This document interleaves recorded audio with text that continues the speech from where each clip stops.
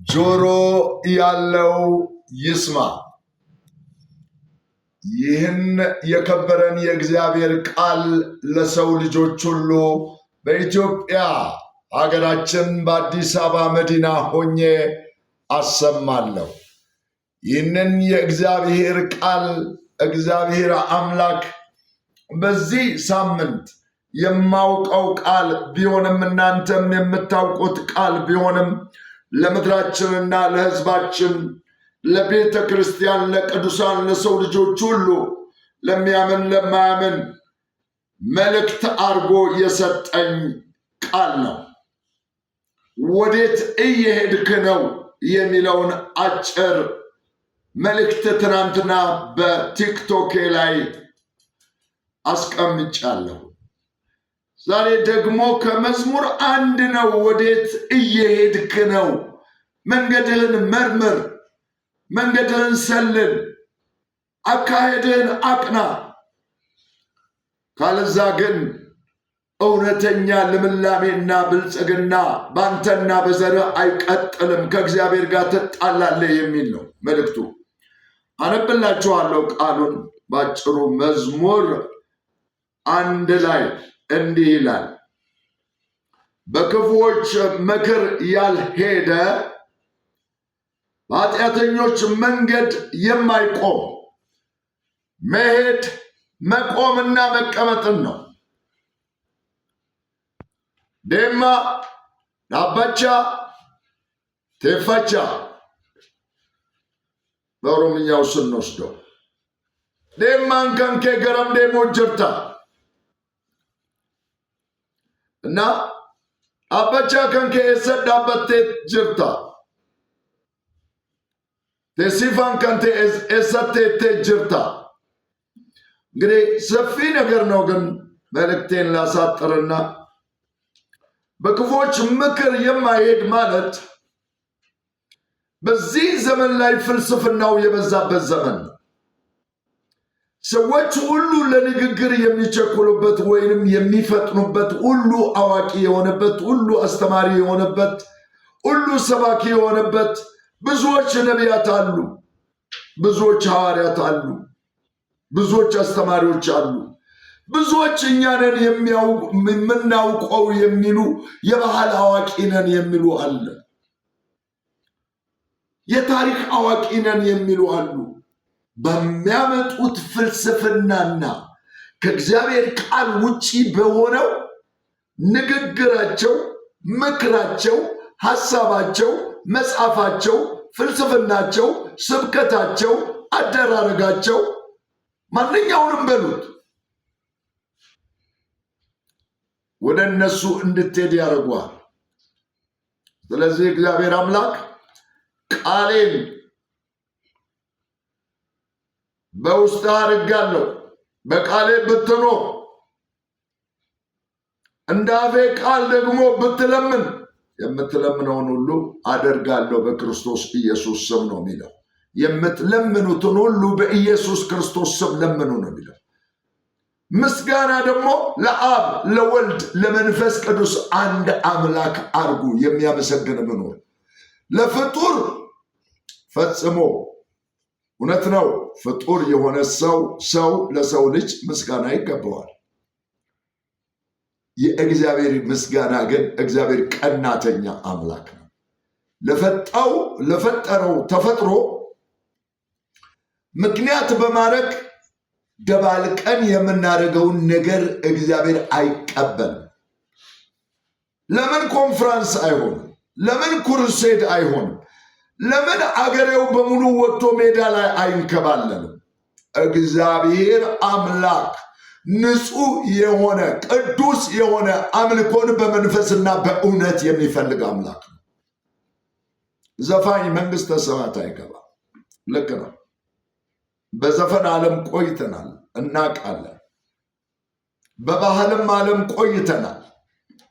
ለክርስቲያን ባህሉ ክርስቶስ ነው። ባህል አይኖርም ማለት አይደለም። ጎጂና ጠቃሚ ባህል አለ። ስለዚህ አጠር ባለው በክፎች ምክር እንዳትሄድ ነው የሚለው። በክፎች ስብከት እንዳትሄድ ነው የሚለው እና ሁለተኛው በኃጢአተኞች መንገድ የማይቆም መቆሙንም እንዳትቆም ነው የሚለው። በኃጢአተኞች መንገድ የከበረውን ከተዋረደ ለይ።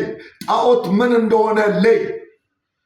እምነት እውነት ነው። በዓለም ላይ እስከ 7,000 የሚደርሱ የእምነት አይነቶች አሉ። ሰዎች በድንጋይ ሊያምኑ መብታቸው ነው። በዛፍ ሊያምኑ መብታቸው ነው። በውሃ ሊያምኑ መብታቸው ነው።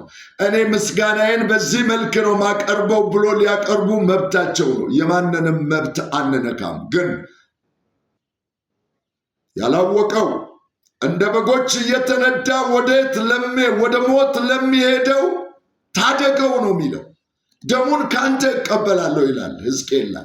አንተ ጉበኛ ነህ፣ ሕዝቤን ትመልሳለህ ያለ እግዚአብሔር ወደ ጥፋት ሊታረድ ለሚሄድ ሕዝብ ባትናገር፣ ባትመልስ፣ እውነት ባትሰብክ አንተ በእግዚአብሔር ቃል ምን እየሰራ እንዳለ ለራስህ እወቅ። ለምን ነቢይ እንደሆንክ፣ ለምን ሐዋርያ እንደሆንክ፣ ለምን ወንጌላዊ እንደሆንክ፣ ለምን በክርስቶስ እንደዳንክ ራስህን ጠይቅ። ለወንድም ባለመንገርህ ከክፉ መንገድ ባለመመለስ የደም ባለ ዕዳ ነው የምትሆነው። እሱማ ባለማወቁ ነው የሚሄደው። አታለውት ነው፣ ሰብከውት ነው፣ አስመስለውት ነው፣ እውነት መስሎት ነው፣ እምነት መስሎት ነው፣ ባህል መስሎት ነው፣ የጎሳው ማንነት መስሎት ነው፣ ኢትዮጵያዊነትም መስሎት ሊሄድ ይችላል። አንድነትም መደመርም መስሎት ሊሄድ ይችላል። ግን አንተ የምታውቀው ዝም በማለት የደሙ ተጠያቂ ነህ። እኔም ዛሬ የምናገረው የደም ተጠያቂ እንዳልሆነ በሌላ ጊዜ አስረዳለሁን። እውነት ጣዖት ወደሚመለክበት መሄድ ከእግዚአብሔር ጋር የሚያጣላ ነው። ያጣላሉ። ምልክቶቹን አታይም? እንደ በዙሪያ በቤተ ክርስቲያን በሀገር ውስጥ ለሚወጣና ለሚገባ ሰላም አይኖረውም። በዚህ ጋር ስትሰፋ በዚህ ጋር ይቀደዳል።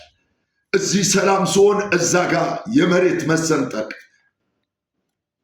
እሳት አደጋ፣ የመኪና አደጋ፣ ጦርነት፣ ዘረፋ፣ እገታ፣ ስንቱን ልበላችሁ፣ ሌብነት፣ ጉቦ፣ ራስ ወዳድነት፣ ዝሙት፣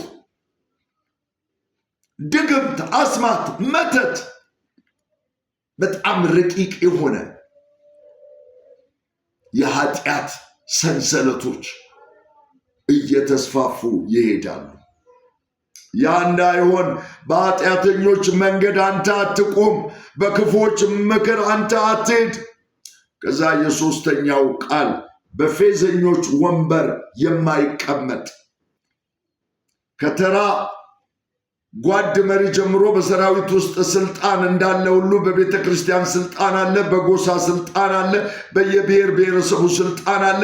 በየብሔረሰቡ በሚደረገው በእንደዚህ አይነት የጣዖት አምልኮ እውነትን በሚመስል ውሸት በተደባለቀ እምነት በስህተት መንገድ እግዚአብሔርን በሚያስቆጣ ማንኛውም ነገር ላይ ስልጣን ብሰጡ በዛ ተሹም ያለው ብለህ አትቀመጥ። ወንበር ብሰጡ፣ ቤት ብሰጡ፣ መሬት ብሰጡ፣ ልብስ ብሰጡ፣ አበል ብሰጡ፣ የሚሰጥ ነገር መቀመጫዬ ነው እችን ታገኘው ብለህ አትቀመጥበት ነው የሚልህ እግዚአብሔር።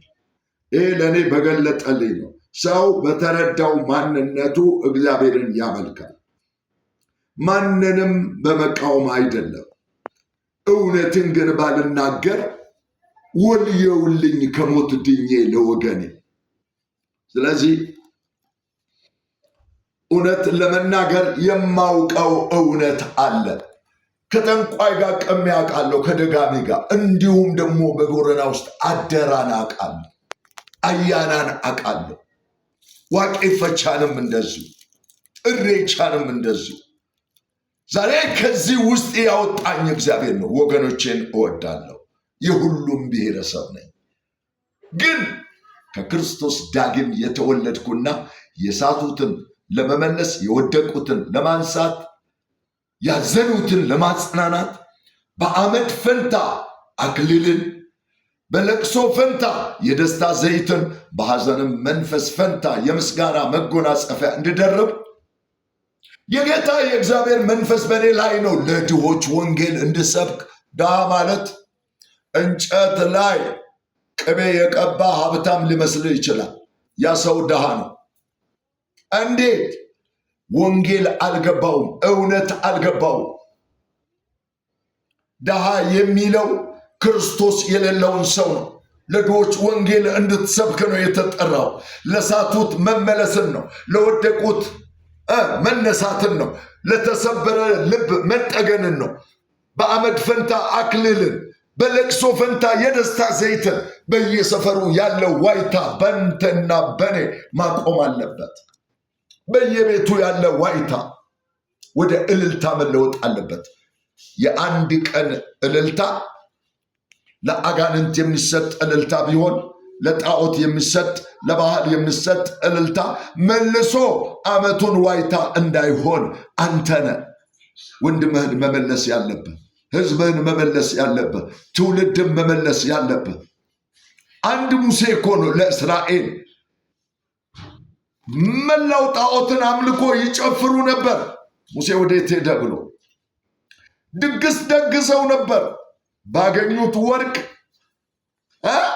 ከባርነት ሲወጡ ባገኙት ወርቅ መልሰው ጣዖትን ሰሩ። እንደዛ እንዳንሆን ከምን ውስጥ ነው የወጣ ነው እየወጣን ያለ ነው? እውነት ነው የኢትዮጵያ ብልጽግና እውን ሊሆን እግዚአብሔር ድንቅ ነገር እንደሚያደርግ ጥርጥር የለኝም። ታዲያ ባገኘነው በረከት መልሰን ጣዖት እየሰራን ነው? ጥያቄ ምልክት። እንደዛ የእስራኤል ህዝብ እየሆን ነው? ጥያቄ ምልክት። በእነዚህ ክፎች መንገድ ያልሄደ ግን ወንዝ ዳር እንደተተከለ ዛፍ ቅጠሏ እንደማትረግፍ ቅጠል እየረገፈብን ነው በየቦታ። የጀመርነው እየተበላሸ ያለ ነገር አለ የለም? በኑሯችን፣ በትዳራችን፣ በቤታችን፣ በወንድማማች ፍቅር ላይ፣ በብሔር ብሔረሰብ ፍቅር ላይ፣ ሰፈር ላይ እየተናደ ነው ያለው መሬቱ የገነባው። የመሬት መንቀጥቀጡ ምን ይመስልሃል? ጎርፉ ምን ይመስልሃል? ከዚህ ልንማር አንችልም? እሳተ ገሞራውስ፣ ጦርነቱስ ምልክቱ ለምንድን ነው? እስራኤል ፍጹም ሰላም የሆነችበት ጊዜ ነበረ። ኢትዮጵያ ለምን ፍጹም ሰላም እንድትሆን አንሆንም? አንመለስም።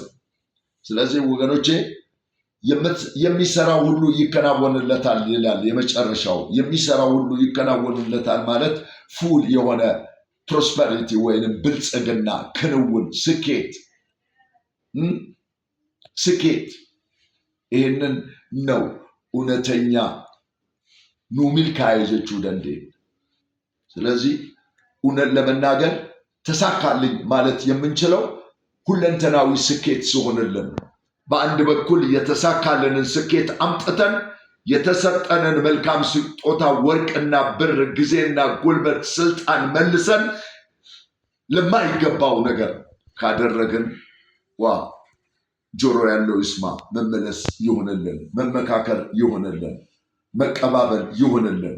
እግራችን መሄድ ወደ ሌለበት ልንሄድ አይገባም። በተለይ ክርስቲያኖች እና መተባበር ከማይገባን ነገር ጋር ልንተባበር አይገባም። በዓላት በየቦታው አሉ። በየጊዜው በዓል አለ። ኢትዮጵያ ላይ በየቀኑ በዓል አለ። በየዓመቱ በዓል አለ።